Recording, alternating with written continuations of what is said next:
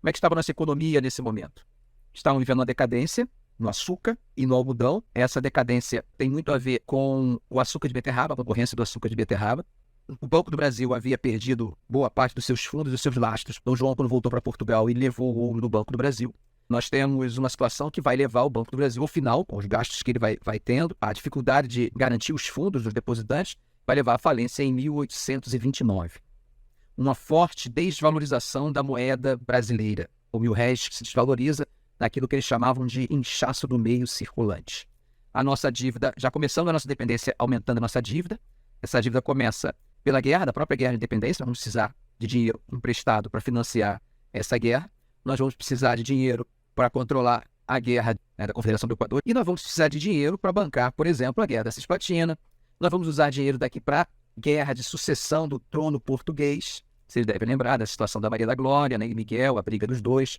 E para piorar a situação, nós temos a Lei Bernardo Pereira de Vasconcelos, que vai numa espécie de arrobo liberal, né, ele que se considerava um grande nome do liberalismo nesse momento, ele vai achar que é injusto alguns países terem mais vantagens que os outros. Então, se nós dermos 15% para os britânicos, a forma de nós sermos justos com todos é diminuir a taxa alfandegária de todos os demais países. Então, todos passariam a pagar apenas 15%.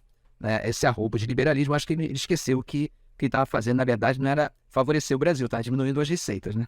Porque os países que pagavam 24% e 30% passariam a pagar 15%. Né? Eles estavam querendo se vingar dos britânicos, mas acho que eles estavam ferrando era o Brasil. Realmente, em termos de concorrência, ele tira um pouco de vantagem dos britânicos, mas a nossa receita fica com um problema. A crise política que acontece na disputa entre portugueses e brasileiros, grande parte dela se dava na imprensa, porque os jornais, como eu falei para vocês, tinham uma liberdade muito grande, uma liberdade de imprensa que nós não vemos hoje.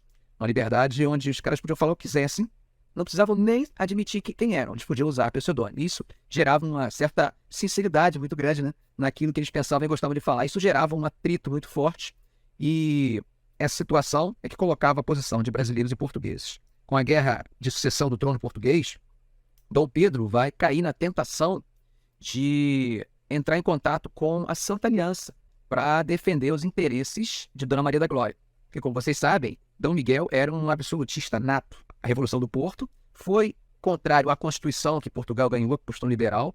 Então, ele tinha vontade de restaurar o absolutismo. Tanto que, quando Dom Pedro sai daqui, classificado como autoritário, ele em Portugal era considerado um liberal. Justamente porque ele se contrapunha à figura de Dom Miguel. Então, o que vai acontecer? Dom Pedro vai buscar apoio com a Santa Aliança.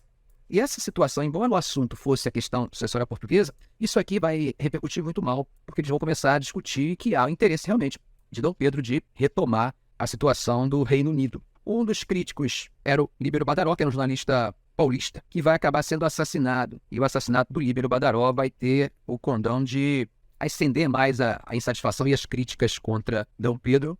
Aí nós temos ali a famosa Noite das Garrafadas, né? Onde Dom Pedro fica numa situação bem complicada, ainda tenta algumas manobras para tentar se manter, né? Muda o gabinete, coloca um gabinete só de brasileiros para tentar acalmar os brasileiros, mas a situação não se resolve, aí ele reveste, novo cria o dos marqueses, que era só de português, e a situação vai complicando até que 7 de abril ele realmente vai abdicar do trono em favor do seu filho,